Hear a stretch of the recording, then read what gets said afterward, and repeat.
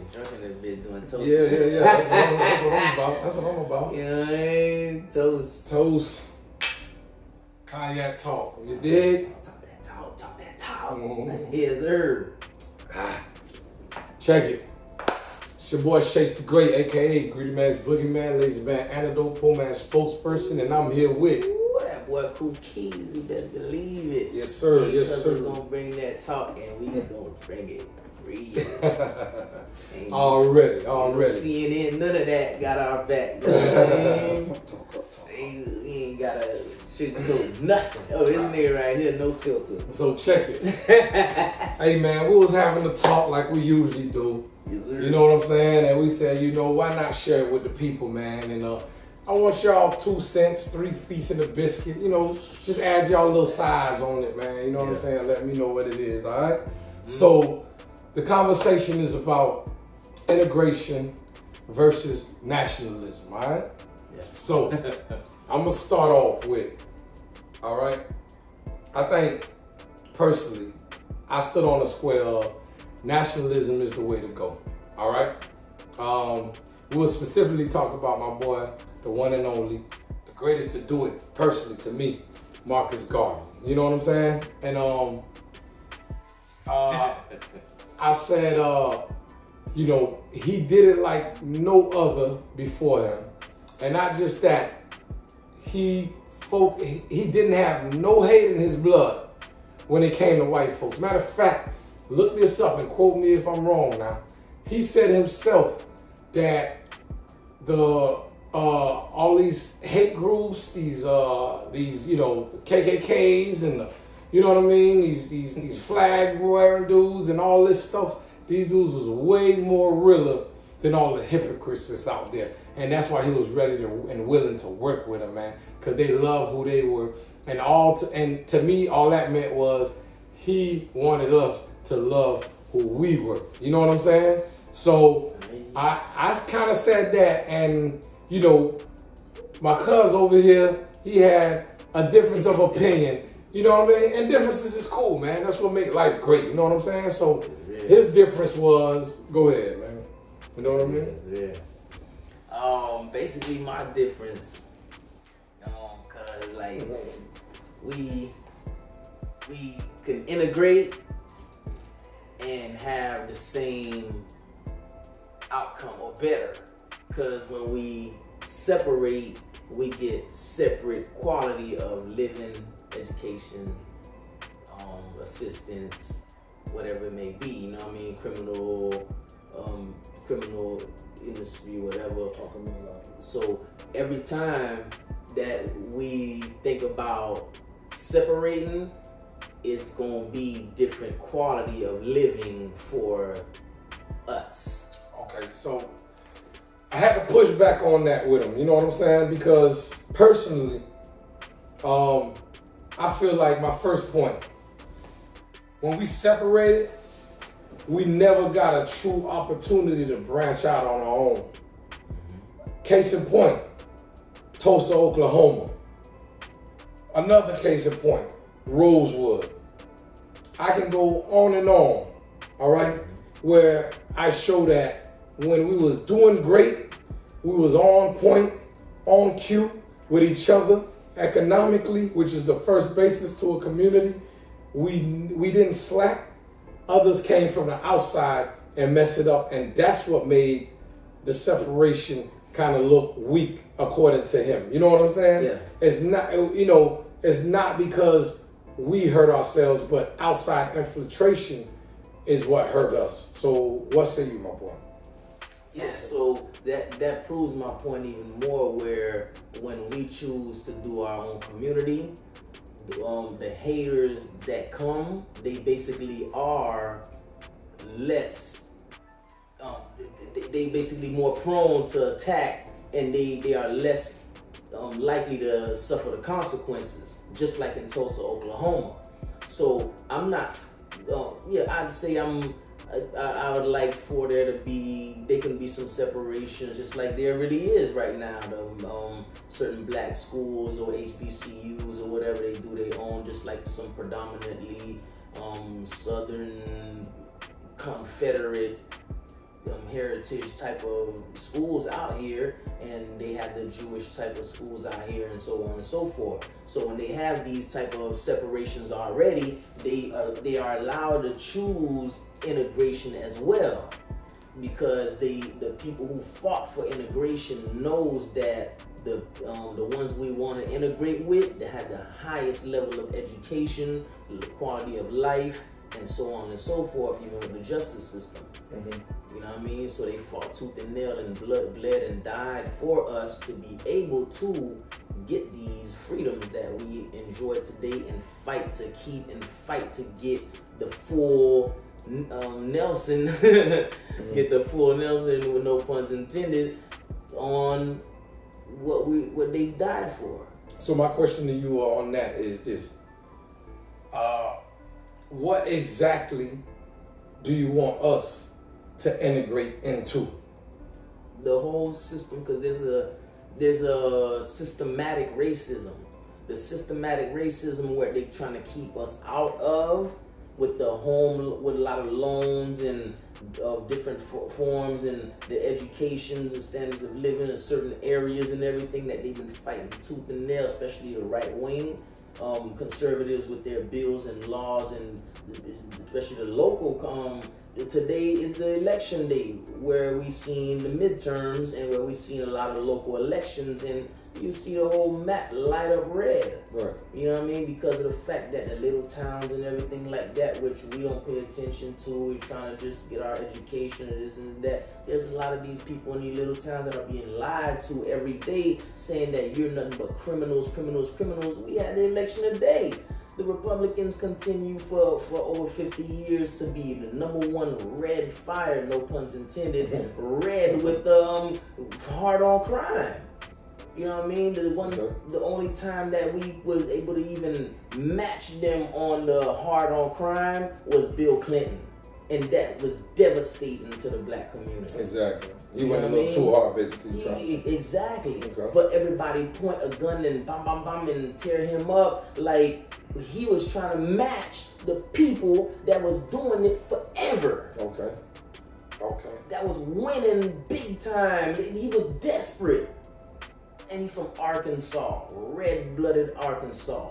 Right. You know what I mean? Right. So it's all the same story everywhere. The bottom line, nothing is new under the sun.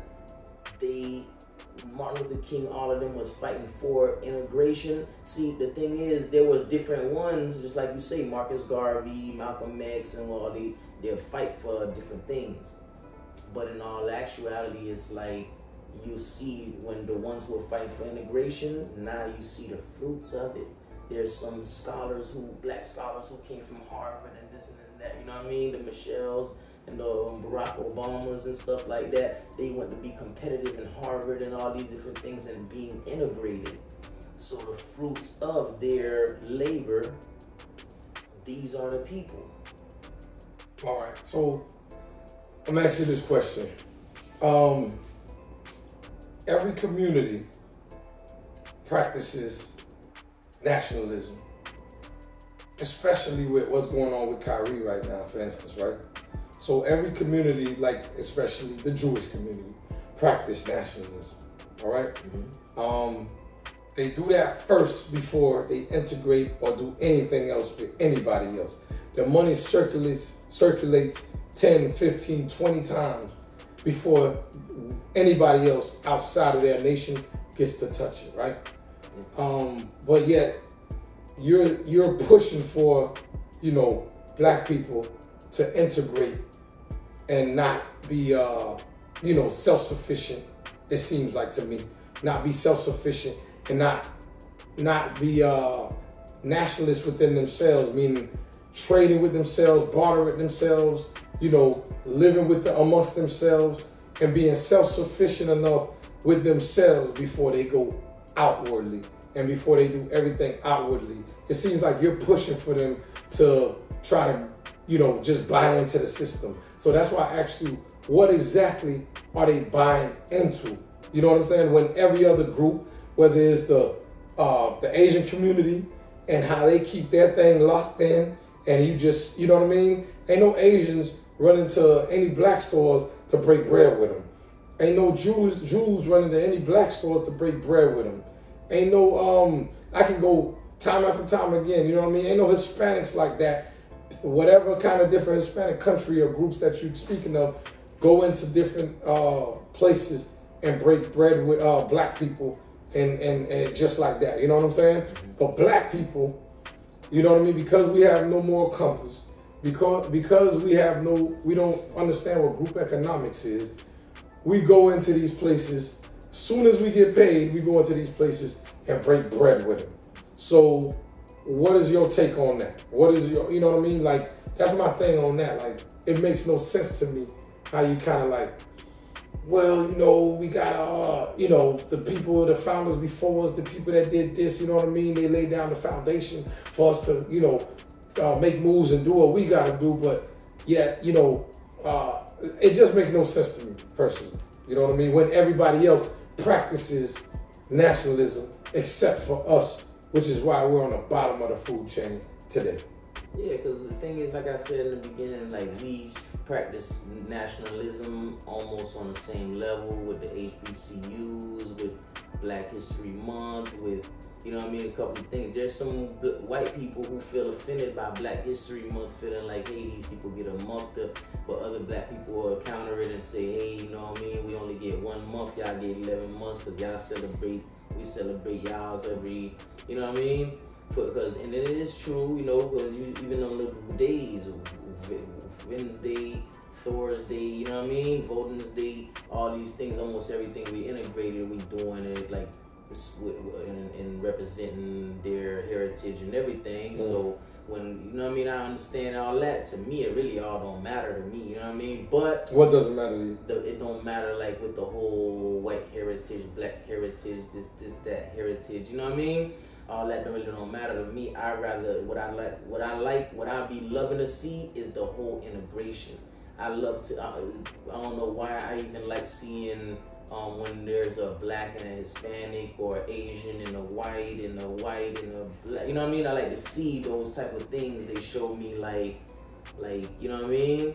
Those people now have to understand that, you know what I mean? So now that Hispanic girl that got with the black dude, her Hispanic family gonna be like, okay, now I got a grandson that might get profiled the way I used to profile black dudes, or you know what I mean, the white guy that's with the Asian girl, or this, that's so much different mixes that could come. Now it's like God be showing, or life be showing, whichever people want to prefer, that love comes, you know what I mean? You never know what you're gonna get type vibe. I just love the integration.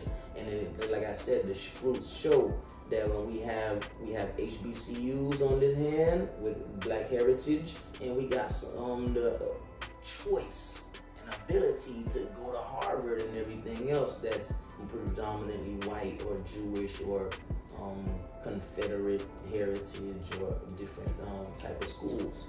Okay. From a little knowledge that I have, HBCUs are not necessarily Afrocentric.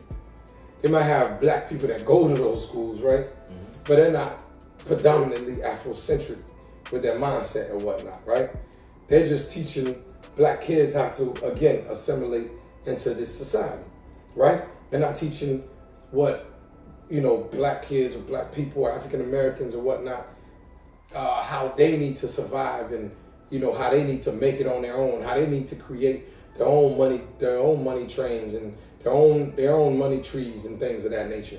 They're just teaching you how to integrate into the system. So, you know, I don't believe HBCUs even, I mean, correct me if I'm wrong, but a lot of HBCUs, besides I would say Tuskegee, that was you know, formed by a black man, but I mean, you know, a lot of the HBCUs was formed by, you know, white organizations, white people themselves, you know what I'm saying? So, you know, using HBCUs as, you know, I don't see why you're using them so much just because of that fact. Like, that still is not true nationalism. That still is not true, just, you know, just true black people trying to be themselves and trying to work on themselves and trying to make it out of it, make the best out of themselves in this system that is not theirs, and then branching out. That's what I feel like. That's all I'm saying. Like, look, Marcus Garvey preached that. Like, look, work on yourself from the inside, and then outwardly, and then, you do what you need to do. You know what I'm saying? Yeah. Work on yourself from the inside, and then you do what you need to do. But, you can't just be full force, 1,000% all integration, and it's like, the other side don't got your best interest at heart. Only you will have your best interest at heart. You know what I'm saying? Yeah, but just like we can come to agree is that the abolitionist movement wouldn't be strong without the white abolitionists as well. The civil rights movement wouldn't have been strong without white sentiment as well, and Jewish people and all holding Martin Luther King's hand, walking across the Jerome Pettis Bridge or different parts where they were marching at in Alabama and so on. Okay. So without these white people, even with Emmett Till, I think there was one of the young black men who died with, I think, a Jewish young man. When they was doing after Emmett died, and they were doing they found him dead and stuff. You feel me? Cause they went in out Alabama. there. Yeah, it was a little black boy and a Jewish boy or whatever, and then they went out there coming from up there to go protest down there, whatever. You know what I mean? But those situations show that when people say that these people are just all of them out to get you, to me that's more prejudice, because Harriet Tubman, all of them wouldn't be able to do their thing without white sentiment. So your premise is, not only are you a white boy lover, but your premise is black people can't do no moves and make no moves without white people being involved. No. In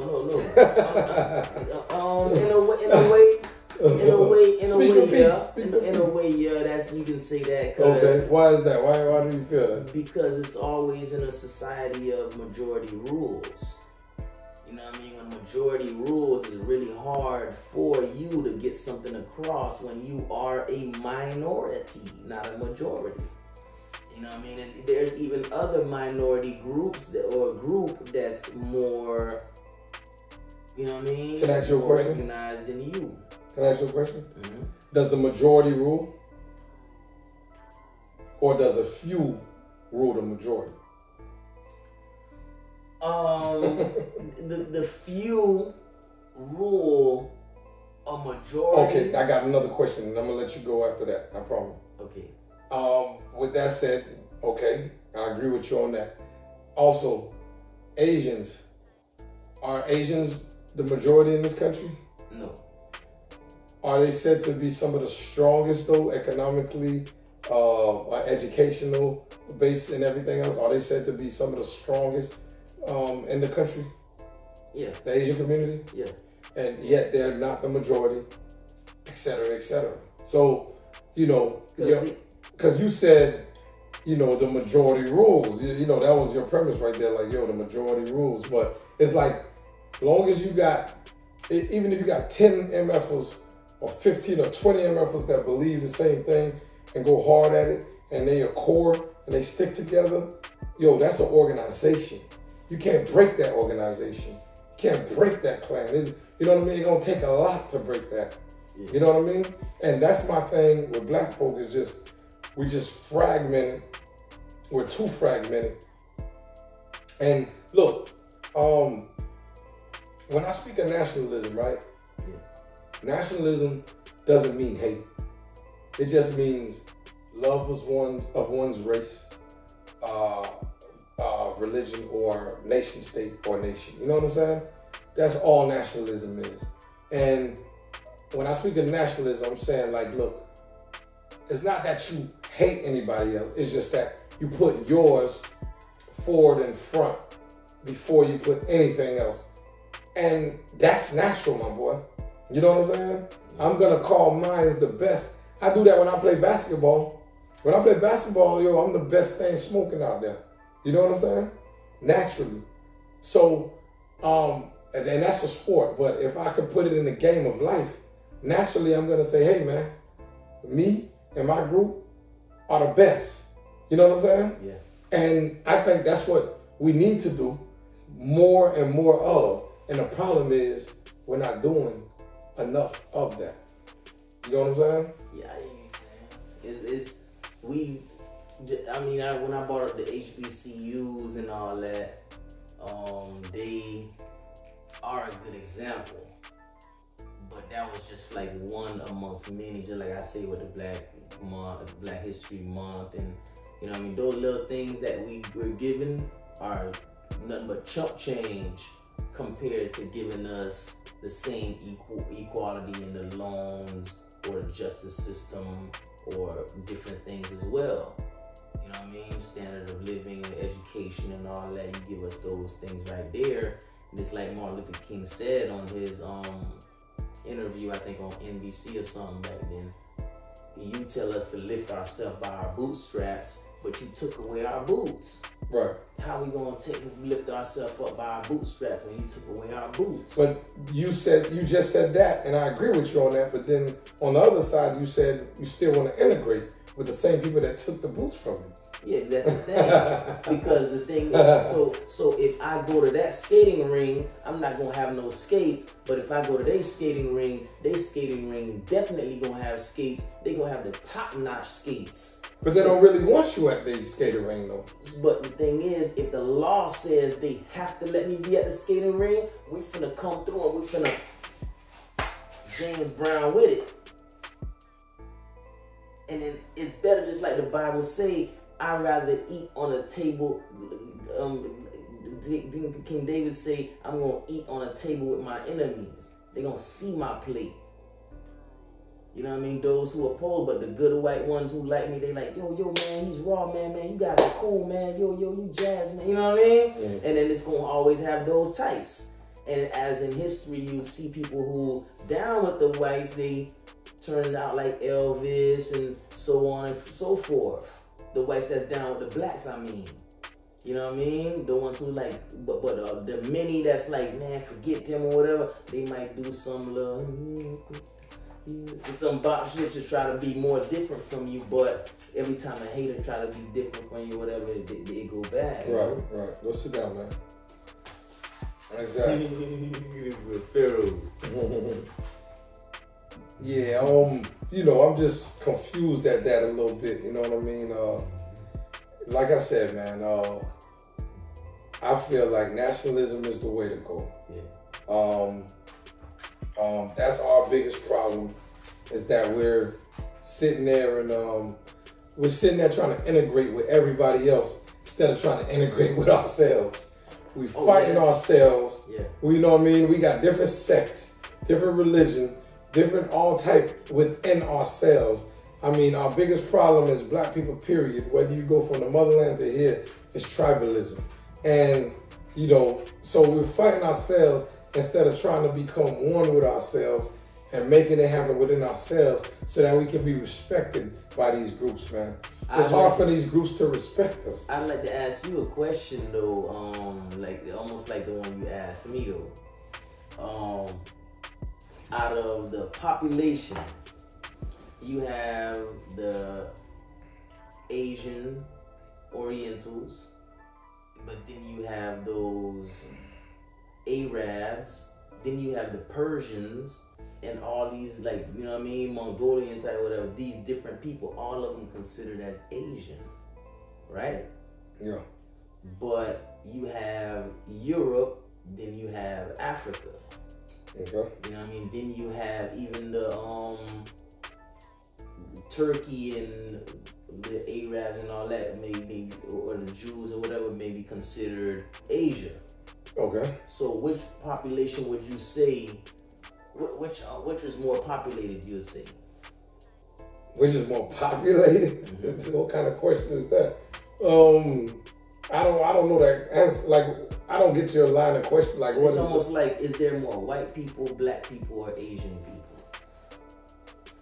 I mean, according to the world, there's more Asian people. Mm-hmm. And then secondly, there's more black people. So I don't know if that answers your question. I don't get why you asked that question, but would you consider the Arabs Asian or black?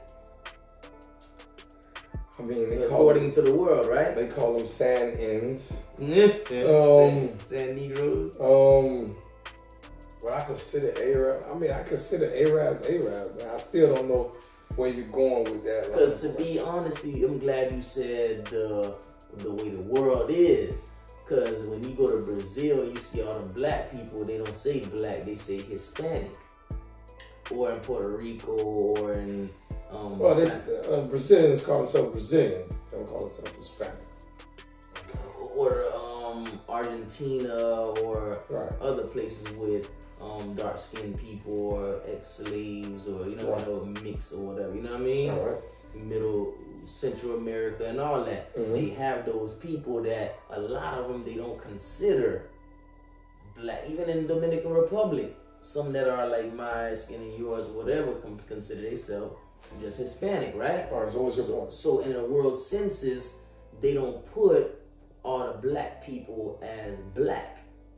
So you're trying to say there's more? You're trying to say there's more blacks than Asians? I feel like there's more blacks than all of them. Okay, so why did you bring that point up? What was the reason why I brought that point up is because the same way you'd say that black people don't, like with the diversity. We have Muslim, we have Christian, we have Jewish, we have all these different type of sects, and voodooism, and different type of things that we have, tribalism and all that there. And you find some places they integrate, some places they don't. In the United States particularly, what we're talking about is that it's better that they integrate first before trying to integrate with the predominant. You know what I mean? With the ones that don't want to even integrate with us. You know what I mean? Exactly. So that's why when we go to that skating ring, we already was on the block, like, you know what I mean? Just like you say, we gotta be already in unison and vibing. We can't go out to the skating ring fighting each other, drive by this and this and that, and then they looking at us like, damn, look at them fools over there. Right. Even though it's their homeboy or their uncle who gave us the guns and to go do the drive-bys and, you know what I mean, rigged our skates and shit like that. You know what I mean? Right. So it's like we basically gotta be prudent. We have to know that there's wolves out there. Matter of fact, either way, if we integrate, it's gonna be some struggles.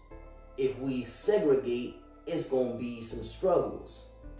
You know what I mean? But the struggles that we'll have when we segregate, they're more colossal.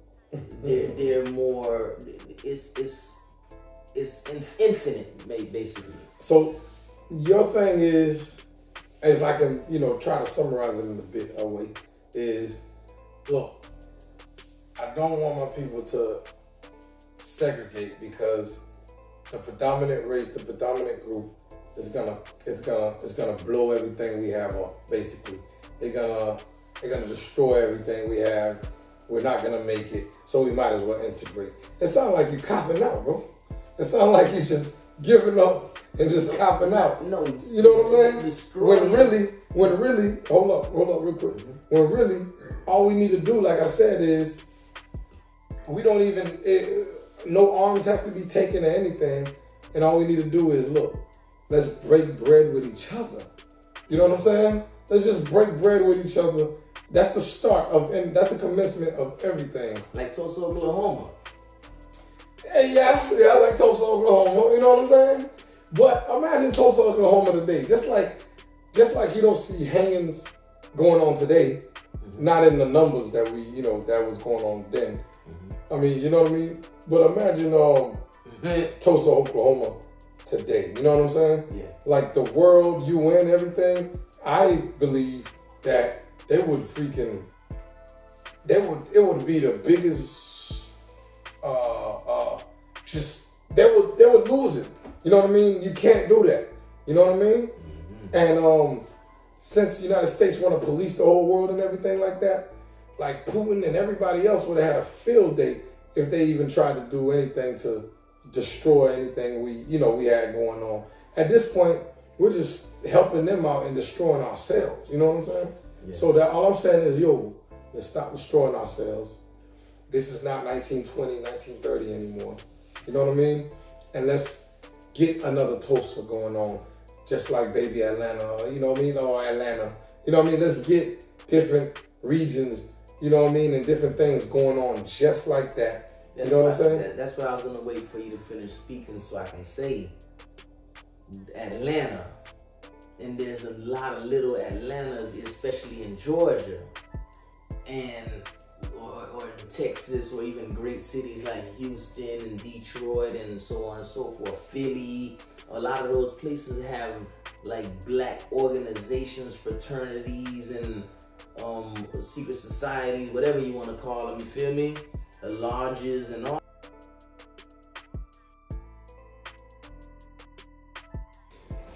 In conclusion, my boy,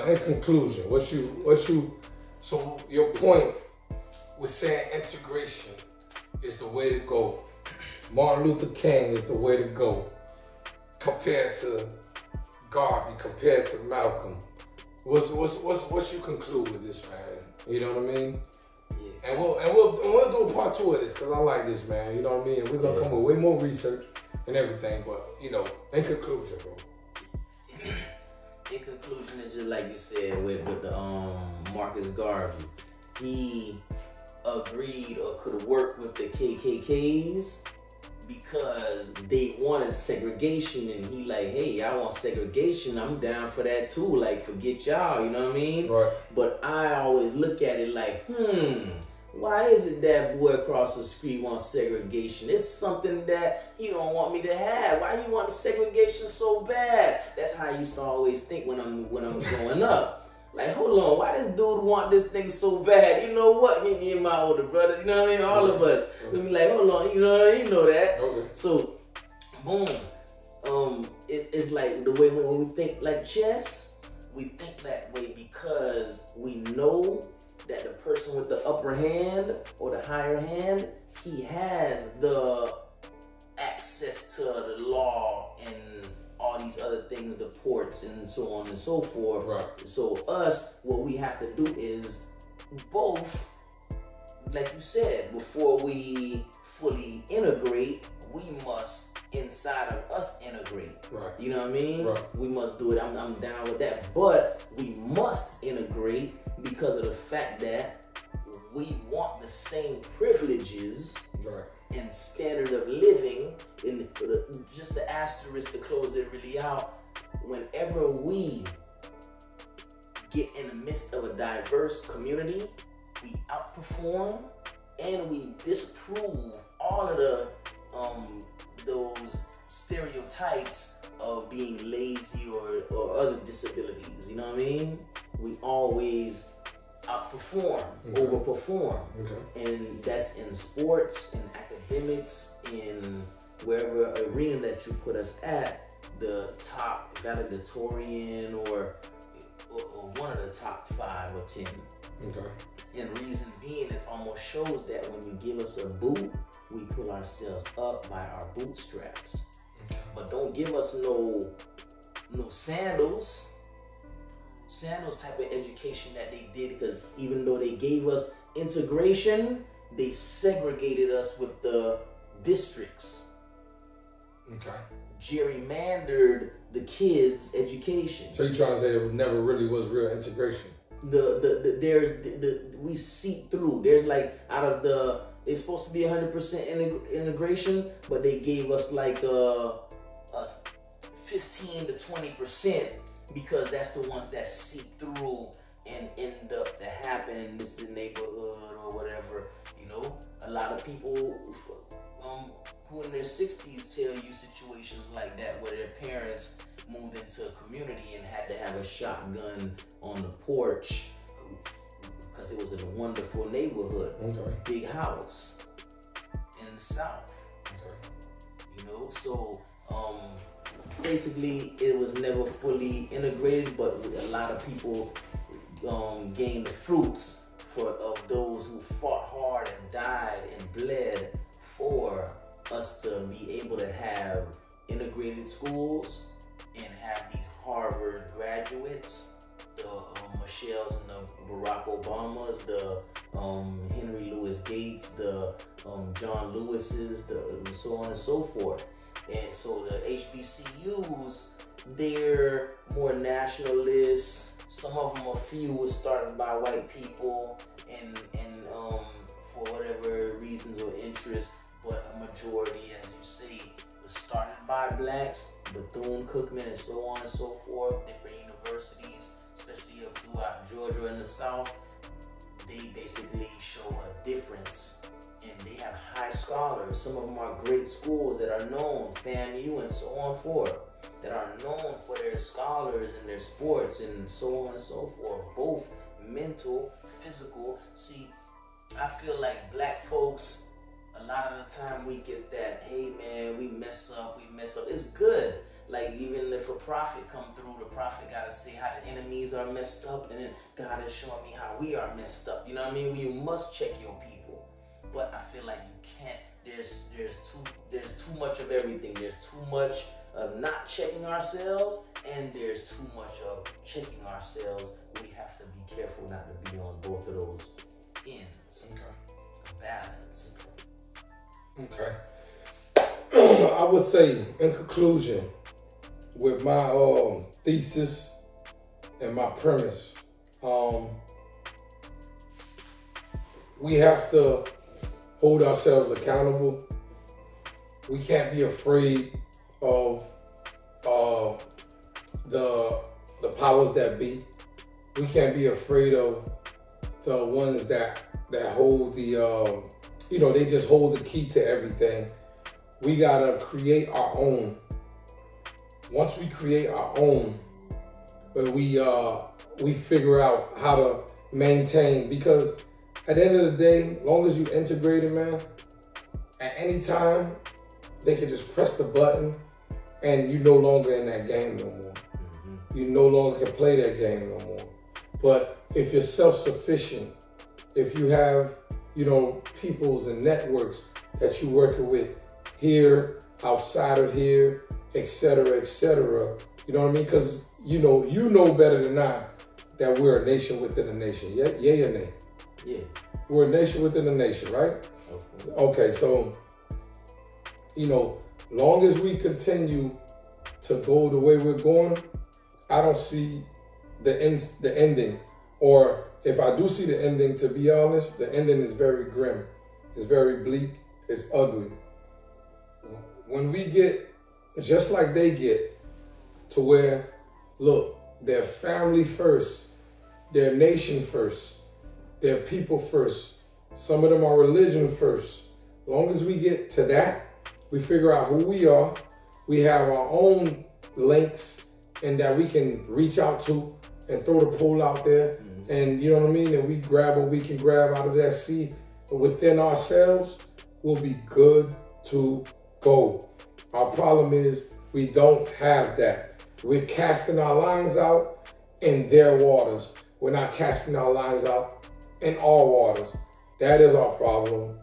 I hope we can fix it, if not in my lifetime, in my son's lifetime, or the next. But if we don't do that, we will forever be where we are, bottom of the pyramid, never on the top. We will forever depend on other people for our food, water, living, all the basics. And then when you go beyond the basics, we'll depend on them for everything else, for the extracurricular activities and everything. We will always remain the entertainers in society and not the building blocks of society and the basis of society. You know what I mean? At the end of the day, what I understand is this, and I'm gonna leave y'all with this.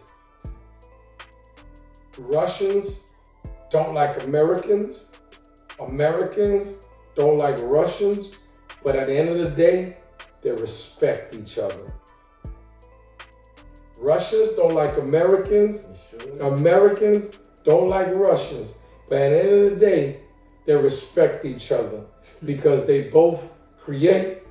They both go at it with everything they got. They both, you know what I mean? They have their numbers of billionaires.